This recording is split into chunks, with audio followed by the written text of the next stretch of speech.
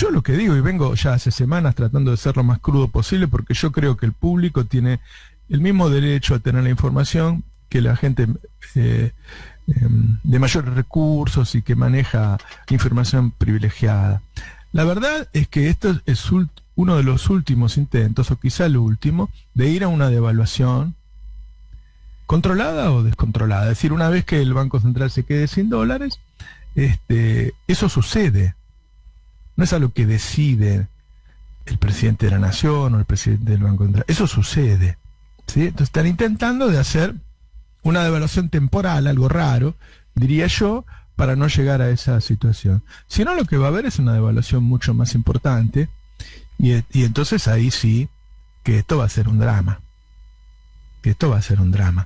¿No? Bueno, se supone que esta semana, digo se supone, a mí me lo dieron 100% seguro, pero digo se supone porque otras veces me han dado últimamente cosas 100% seguras. Es que ellos no están seguros de nada, ese es el tema. Bueno, a mí me dijeron que sí, estaban seguros, que esta semana iba a haber cambios de gabinete. No.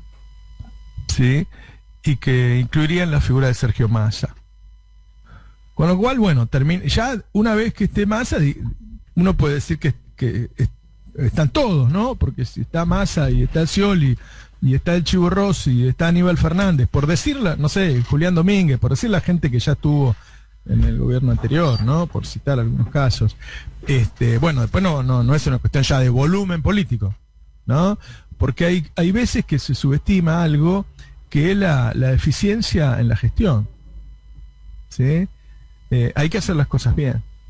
La situación es muy difícil porque se dejó, cuando vos más esperás para tomar las decisiones, las medidas, después es más complicado. Es decir, es más difícil bajar un dólar de 3.50 que un dólar 2.40, ¿no?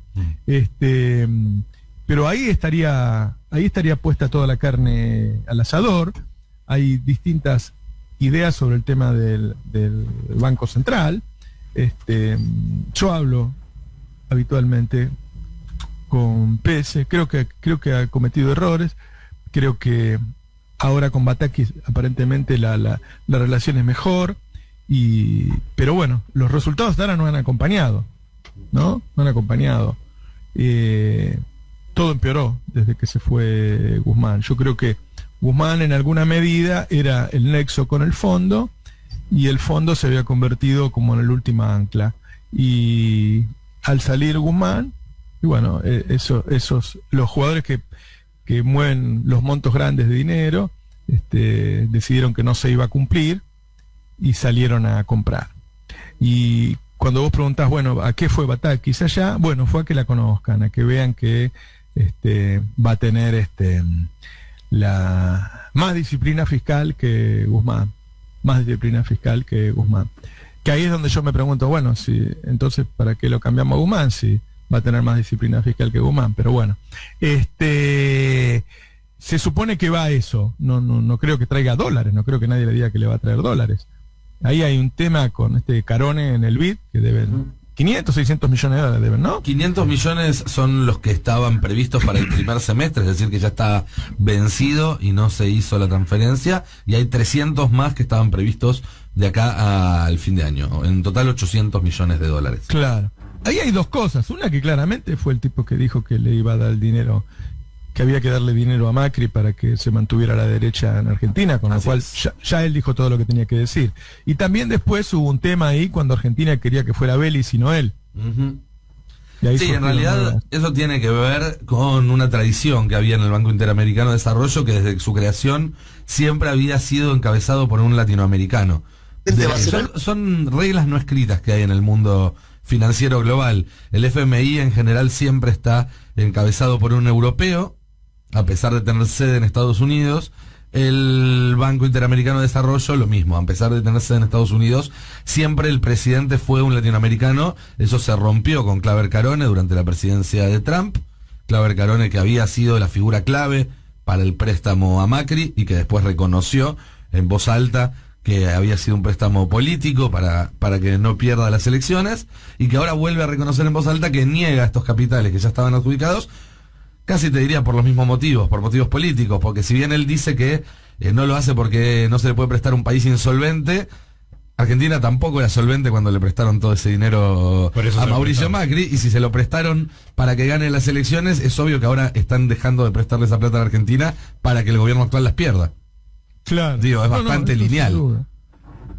No, después lo otro que veo es que la CGT sigue sosteniendo que no quiere aumentos por decreto ni bonos, y aparentemente el gobierno le hace caso, y a mí me parece gravísimo eso. Porque no puede ser que no haya una política de ingresos privados. O sea, una cosa es que el Estado necesite ahorrar, y otra cosa es que el Estado no se involucra en la distribución de ingresos entre privados. Yo creo que tiene que hacerlo. Sí, claro.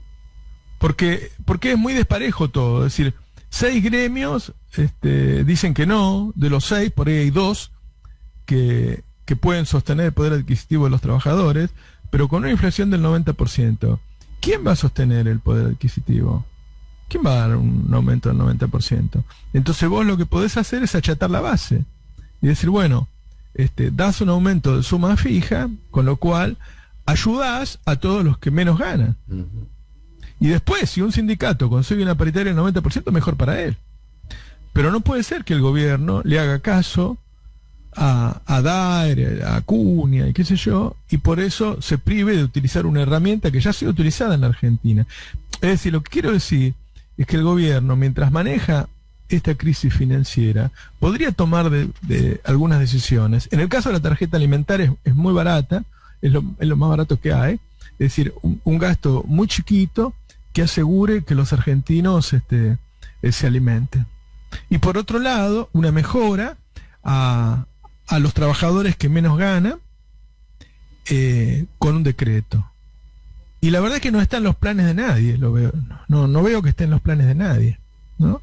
Me preocupa. Yo creo que a partir de este mes ya podemos dejar de pensar en que la economía va a seguir creciendo. Ninguna economía crece como estamos ahora, ¿no? Y vas a tener un arrastre, pero sí, claramente con un congelamiento del consumo, por lo pronto, lo decíamos el viernes, medio ya viene marcando hace unos meses inicios de estancamiento, y ahora ya empieza a retraerse el consumo, y es uno de los principales factores. Yo creo que ahí donde lo que vos cerrabas, me parece que está también un poco la respuesta o el interrogante de por dónde puede llegar a explotar alguna manifestación más intensa por parte de la población, y tiene que ver con esto. Digo, mientras se sigue dilatando cualquier anuncio que tenga que ver con porque hay que cuidar la caja, porque hay que cuidar los recursos y demás, para tomar para la población que no llega a cubrir una canasta ni siquiera alimentaria, cualquier medida que implique directa o indirectamente, claramente la devaluación es peor, y eso lo tomo y lo hemos charlado. Digo, una devaluación es peor. También comparar lo que puede ser una recaudación potencial es un error, pero también es cierto que ya sea darle un dólar diferenciado al sector agropecuario o reducir las exportaciones o cualquier tipo de incentivo va a implicar dos cosas. Una es claramente menor recaudación, ponerle que vos me decís un tipo de cambio diferenciado, el porcentaje va a ser sobre ese y mantener las retenciones aumenta, pero eso implica mayor emisión de pesos. Recordemos que por cada dólar que entra el Banco Central tiene que emitir nueva base monetaria. Cuando está anclado para un tipo de cambio es una cosa, cuando vos le vas a dar diferenciado respecto al ingreso de dólar es otra. Yo entiendo que parte de estos debates son los que seguramente Batakis está discutiendo con el Fondo Monetario Internacional, porque va a haber que cambiar algunas reglamentaciones y normas sobre eso, o algunas metas. Y por otro lado, no emitís y mantenés esta cuestión de la caja cero para el resto de la población. Ahí me parece que va a haber algunos cortocircuitos, y entiendo que son los cortocircuitos internos que hay dentro de la coalición gobernante. Sí, además, cada peso que no pone el sector privado en esta recomposición o en esta, digamos, modestísima redistribución de recursos, es un peso que tiene que poner el Estado. ¿Sí? Si en vez de dar aumentos de salario, lo que se hace es dar bonos, anunciar programas, facilidades, eso es más plata que tiene que salir del Estado y menos plata que tiene que salir de los sectores que están ganando. Y más vas procrastinando esta situación, Y se te va desmadrando, digo, yo soy de los que, digo, a veces con Roberto digo de si el dólar blue es ilegal o no es ilegal. Si es ilegal o no es ilegal, es cierto lo que vos decís, Navarro, de que te marca, y hoy tenemos los números, te marca hoy lo que tiene que ver con los precios, ya sea por expectativa. Te subieron en la última semana 20%, 15%. En el último mes, si 40, 50%, no vamos a enumerar los rubros, pero eso no se retrotrae más. Por más que planches el dólar. Yo traté de explicar varias veces porque me interesa que todo el público tenga la posibilidad de informarse y entender algunas cosas. ¿Cuál es la diferencia con la situación de Cristina, que es la última que podemos tener para comparación? O sea, Cristina tenía un dólar 9,60 y un paralelo negro ilegal a 14 y pico. Pero como los importadores tenían todos los dólares que querían a 9,60, eso no influía en los precios. Recordemos que terminamos los últimos meses de Cristina con una inflación del 1,3, 1,4 mensual. ¿Sí? No influían los precios. Desde el momento en que el Banco Central empieza a pisar las importaciones primero y luego imponer algunas restricciones de importaciones, ahí es cuando el importador dice, cuando el productor que necesita una cantidad de piezas, de insumos importados, dice, yo no sé a qué precio voy a reponer, porque me están diciendo que no tienen precio, que no saben cuándo me van a dejar a importar de nuevo. Es decir, eso es lo que rompe el sistema. Eso es lo que rompe el sistema. Entonces, los tipos dicen, ¿a cuánto voy a reponer yo esta cubierta para un auto, lo que sea que vos uses para armar un bien? ¿Sí? A 135, a 200, a 300, ¿a cuánto lo voy a reponer? Entonces, toda esa gente empezó a decir, bueno, voy a ponerlo a la mitad, qué sé yo. Voy a poner a 200. Eso está pasando en estos días.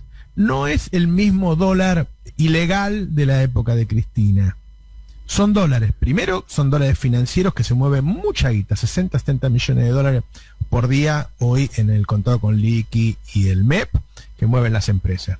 Y segundo, al no tener seguridad de que van a importar a ese precio, de hecho muchos hoy no están pudiendo importar, entonces el tipo no conoce su precio de reposición. Y dice, bueno, yo tengo acá, no sé, 5.000 motos, ponerle una fábrica de motos. Y dice, y yo no sé a cuánto la voy a reponer, no tengo la menor idea. Como dijo el marido de Pampita, ¿400?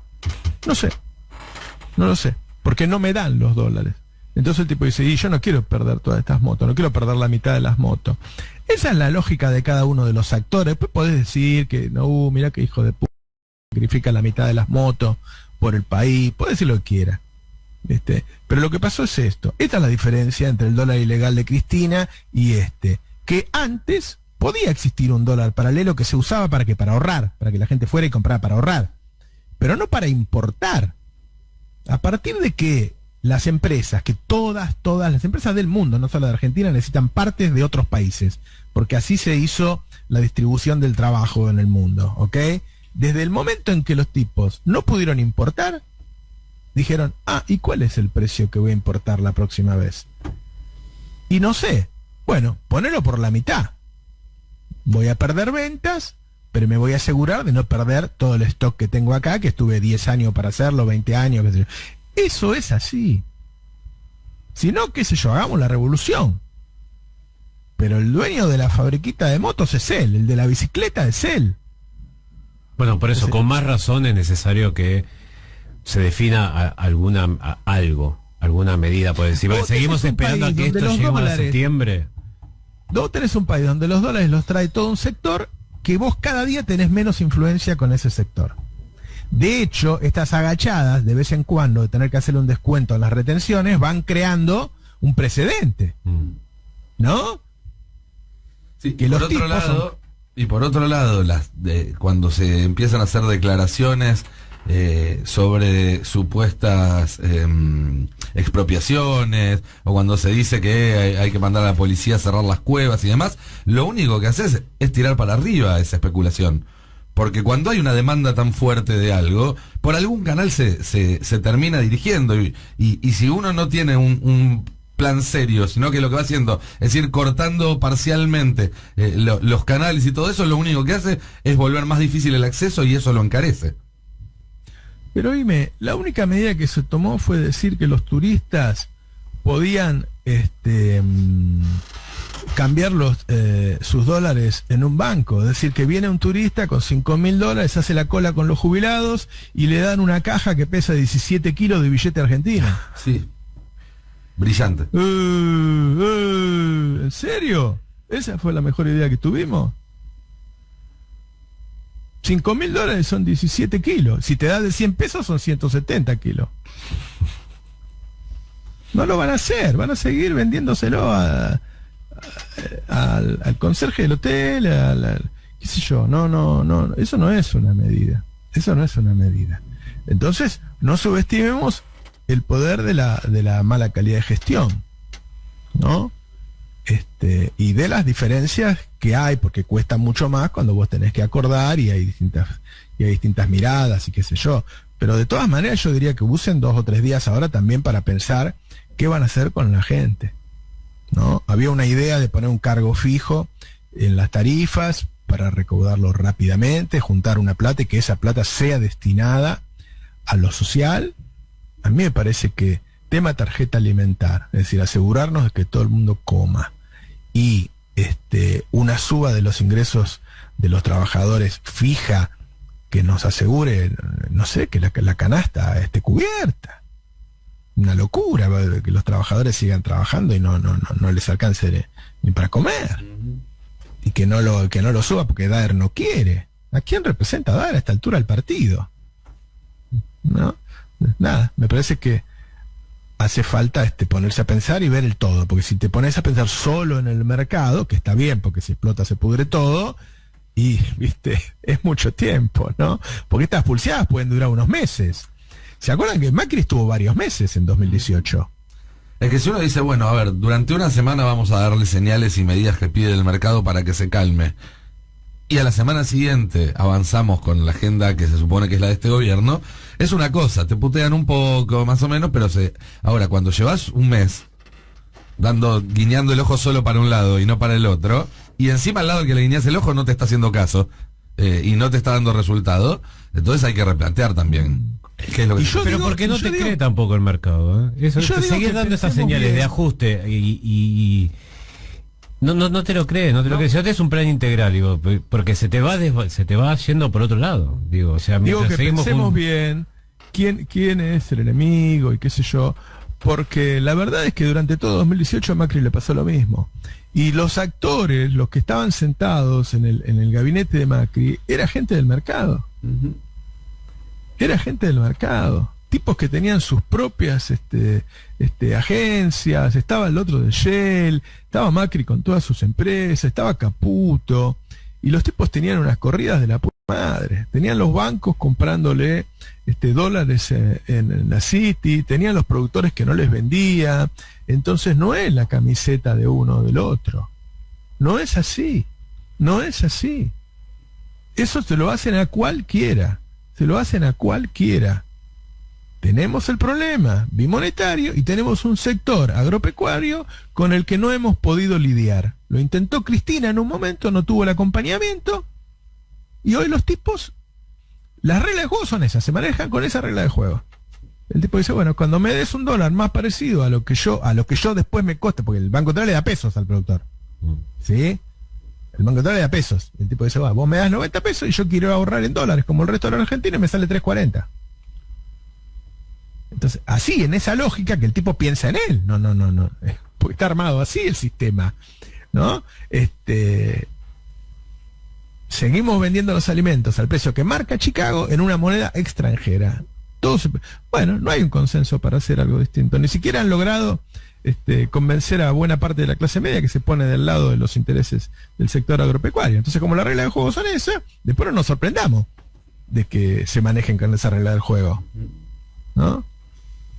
Ahora, bueno, si no hay un acuerdo político muy férreo, muy claro, y que quede claro de ahora en más, bueno, cómo está constituido el poder, por decirlo de alguna manera, bueno, es imposible gobernar de otra forma. Es que creo que lo que esta corrida y estos últimos 20 días pusieron en evidencia, digo pusieron en evidencia porque algunos lo venimos diciendo desde antes, es no solamente el agotamiento del esquema económico que planteó este gobierno, que es esta idea de no hacer olas, y que solamente por resistir la mayor cantidad de tiempo sin hacer olas se va a terminar calmando el mar, sino que también está agotado el modelo político del Frente de Todos, el modelo de toma de decisiones, porque con este modelo de toma de decisiones nada de lo que anuncia el gobierno va a generar en otro lado la respuesta esperada, porque van a preguntarse, bueno, ¿es en serio o no es en serio? ¿Está a favor Cristina o no está a favor Cristina? ¿Lo van a poder aplicar o no lo van a poder aplicar? ¿Van a dar marcha atrás o no lo van a dar marcha atrás?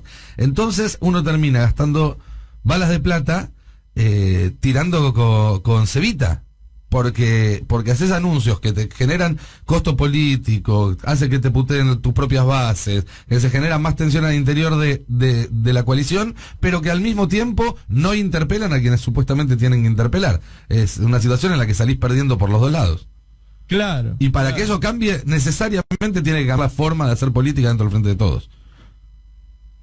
Y bueno, y el otro tema que no se hizo cuando se pudo es el de intentar limpiar un poco la maleza judicial, porque en esos términos, cuando vos ves la cantidad, una nota en ámbito, ¿no? Sobre las cautelares, una cantidad impresionante de cautelares. 10.500, sí, muy interesante, del colega Andrés Lerner, que hablaba de esto en el último año, y de hecho te iba a hacer ese comentario. Vos pensás que ni siquiera, si no tenés fortaleza también, digo, te plantás y decís, bueno, vamos a administrar bien el comercio exterior y vamos a ver qué importaciones son necesarias, cuáles se producen, porque cuando hablamos de esto de la administración, las licencias automáticas o no automáticas, lo que se analiza y lo que se prioriza es, bueno, esto es necesario, es insumo primero, no se produce en el país, bueno, compite o destruye la potencialidad de la industria local, porque es lo mismo o que se produce o que se podría producir, se toma una decisión, vos importás, vos no, y después la justicia te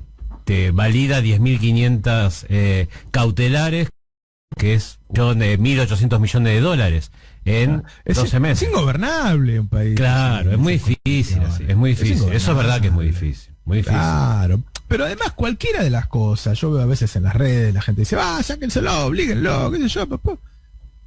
No, cualquier medida que tomás, la justicia te la para. Cualquier medida que tomás, la justicia te la para. Entonces, si no solucionas eso, después es muy difícil. Es muy difícil. Igual eso no puede ser una excusa para no tomar las medidas. No, porque en todo caso, de hecho, esta es una medida que se tomó. Sí, se está administrando. Pero encima te las bochan, ¿entendés? Nosotros en el Destape venimos contando las cosas del primer día. Sí, Alberto asumió en la semana, me dice, ya me estás pegando. Porque, ¿te acuerdan que asumió y subió el IVA? Sí. ¿No? Que Macri lo había sacado para los alimentos y él lo iba a poner. Macri lo sacó porque se iba el turro, ¿no? Pero yo decía, bueno, no se le ocurre otra cosa que subir el alimento. Digo, hemos marcado las yo entiendo que mucha gente esperaría que, bueno, hoy que Navarro diga que son unas golpistas y que la culpa de todo la tiene, no sé, ¿viste? Macri o espero, qué sé yo. La verdad que no. No, pero además, en realidad, es independiente de eso, porque uno no puede decir que no haya en la oposición gente que esté pensando en que el gobierno termine antes y demás. El punto es, entre las tareas que tiene un gobierno cuando asume es asegurarse de no caer. Digo, uno no puede contar con que el resto van a ser buenos y te van a tratar bien. Uno que tiene que tomar las medidas necesarias para consolidarse institucionalmente. Entonces, cuando se suman tantos errores no forzados, tantas postergaciones, tantos anuncios que no quedan en nada, cuando se genera esa... yo creo que la palabra que más escuché en los últimos días, hablando tanto con funcionarios como con gente a pie, amigos, familia y demás, es exasperante. Resulta exasperante esta cosa de estar esperando todo el tiempo que llegue la medida, que llegue el anuncio y que al final se patea. Eso lo que hace es, en todo caso, diluir las responsabilidades que puedan tener los que efectivamente estén o no conspirando en contra del gobierno. A ver, el rival siempre trata de hacerte goles. Ahora, si vos, si tu arquero no tiene manos, si los defensores la tiran para atrás, si los mediocampistas le dan todos los pases a lo del contrario, vos no podés decir perdimos porque los otros tenían mucha ganas de hacer goles. ¿Entendés? Sí, está bien. Sí. Es así. Sí, yo creo, sinceramente creo que la mayor responsabilidad está en el seno del Frente de Todos, de eso que está pasando, ¿no? Así es. Sí. Yo no, ya todo el mundo sabe de qué lugar hablo, yo soy peronista, los voté, seguramente la próxima vez que vote volveré a votar peronismo, pero ya la cantidad de macanas que hemos hecho es muy grande. Y déjame agregar algo más. Seguramente que el reparto de esas responsabilidades al interior del Frente de Todos no sea parejo. Pero, pero en otro momento vamos a poder analizar esto, porque políticamente el efecto que tiene es parejo. La gente cuando vaya a votar el año que viene no va a hacer trazo fino. Está enojada con todos. Está enojada con todos. Sí, además no todo el mundo está sobreinformado y sabe cómo viene todo. Lo que sabe es que llega el fin de semana, le hablaron de que se podía llegar a conocer algo que te calme. Hace un montón de fines de semana. Y lo único que tenemos es que arrancamos otro lunes y otra vez mirando la pantallita del dólar blue y... todos siguen la novela de lo que está pasando. En 2024 va a haber tiempo, se van a escribir libros que van a estar tres meses en la vidriera de las bibliotecas, después van a ir a saldo y demás, que van a decir la culpa fue Alberto, otro va a decir la culpa fue de Cristina, otro va a decir la culpa fue de Massa, de la CGT o quien fuera. Pero la verdad es que hoy en la sociedad lo que se percibe es un fracaso del Frente de Todos. Y no está mal decirlo de esa manera. Y no, porque es lo que estamos viendo. No está mal, porque uno es responsable de unas cosas, otros de otras, qué sé yo, ¿no? ¿Quién manda hoy? Claro, al menos eso, está en crisis por lo menos la forma de la toma de decisiones. No puede ser que se siga discutiendo quién toma, cómo se toma la decisión, quién tiene la lapicera, quién no tiene la lapicera, quién adopta el papel de policía malo, de policía bueno. Es que así como está el anuncio del anuncio, está la discusión de la discusión. Basta. ¿No? Claro. Pero yo te digo una cosa, aún hoy, ya van varias semanas que lo vengo diciendo, aún hoy, si vos acomodás las cosas, la situación no es tan grave como para que termines en una crisis que desbande todo. No lo es. Es decir, hasta el mes pasado la economía estaba creciendo, obviamente la comparación con el año pasado sigue siendo de crecimiento, has tenido muchísimas inversiones, los granos siguen teniendo un precio muy alto, Argentina está haciendo un gasoducto para no tener que importar más energía, tenés un sistema financiero muy sólido, muy sólido, y nada que ver con el 2001. Es decir, hoy hay menos pobres en la Argentina que en diciembre de 2019. En realidad, a ver, hasta hace 20 días había menos pobres en la Argentina en diciembre. Claro, de 2019. antes de esta última corrida. Aumento, sí. ¿No? Así es. Pero bueno, viste, qué sé yo. No se la pases a los de amarillo. Claro. Y además, pero además hay otro tema que es la línea de pobreza es una herramienta estadística. Al tipo que está 5 pesos arriba o 5 pesos abajo, no le importa cuál es la línea de pobreza, se siente pobre igual, o está colgado de un pincel, o pasa mucho de mucha gente que no entra en la categoría pobre para el INDEC, porque sus ingresos están un poco por arriba de la línea, pero si este mes se te rompió la heladera, pinchaste una rueda, llovió de más y se te hizo un agujero en la cocina de tu casa y tenés que pagarle a alguien para que te tape la gotera o lo que sea, automáticamente eso significa que tiene que dejar de gastar en otra cosa porque no le sobra ese pucho para hacer frente a los imprevistos que todos mes a mes enfrentamos. Entonces, ¿de qué te sirve no ser pobre según el INDEC? Si vos todos los meses igual tenés siempre algún gasto extra que hacer y terminás no llegando. Pero es lo que le pasa a Moroni, la Argentina no es un país que se pueda regir por las estadísticas del INDEC. Es muy fino el tema. Cuando vos tenés una inflación que se te acelera, la verdad que ir viendo el numerito de si la canasta es 104 o 105.000 o 105.600, pierde completamente todo sentido, estadísticamente. Bueno, la estadística cada vez sirve de menos en tanto y en cuanto vos estás viendo los lugares de veraneo llenos, los restaurantes llenos, los bares llenos, muchísima venta de electrodomésticos, de autos, de motos, qué sé yo, y después una parte de la sociedad que no puede morfar. Y es que lo único que puedes hacer con pesos es eso. ¿Viste? Claro. Lo único que puedes hacer con los pesos hoy en día es irte un fin de semana, comprar un electrodoméstico e ir a comer afuera. No, bueno, pero ahí lo que se plantea es que es cierto, hay una brecha que se amplía entre los que tienen poder de negociación para cubrirse la inflación, no solo el sector empresario, sino algún sector autónomo que tiene poder de... Sí, los profesionales, algún tipo de profesionales, los no que todos, les va más o menos bien. Que también, de hecho, cuando uno ve las estadísticas de consumo, cayó el consumo de alimentos en supermercado, pero aumentó el de electrodomésticos, como manera de cubrirse contra la inflación. Esto de, lo compro ahora, porque esto sí, ¿y qué es lo que pasó? En una semana te aumenta 40% un electrodoméstico, que si lo compraste hace 3 semanas, ganaste plata. Entonces, es cierto que se amplía la brecha, digo, con un sector de turismo que está a pleno de turismo interno, y por otro lado gente que no puede acceder a la canasta alimentaria. Hay una cosa de brecha, y que la propia estadística también no te muestra, porque te habla de una disminución, y seguramente saldrá otro informe que te dirá, bueno, hay una disminución de la brecha. No, lo que tenemos es que hay un achatamiento entre un sector que logra o que tiene mayor ingresos, pero que es bastante minúsculo, y un achatamiento de todo de ahí para abajo en total. Todos, el que no está bajo la línea de pobreza está lo que se llama ante riesgo, que tiene que ver con esto. Te pasa algún imprevisto, alguno del hogar perdió algo de laburo y caíste inmediatamente en la pobreza. Está este sector en riesgo que aviden otros organismos como Naciones Unidas. Ahí me parece que hay como se pierde completa, hay una transferencia de recursos que es tan veloz y nos está pasando por enfrente de la cara a tal velocidad que pierde completamente cualquier tipo de estadística. Luego, lo que estamos viendo estas 3 semanas, para la gente que no tiene por qué saber de este tipo de temas, digo, lo que está viendo hoy es lo que se llama el ejemplo claro de transferencia de recursos. Digo, ante un aumento de inflación, ¿quién se va a quedar? ¿Quiénes aprovechan y quiénes pierden ante...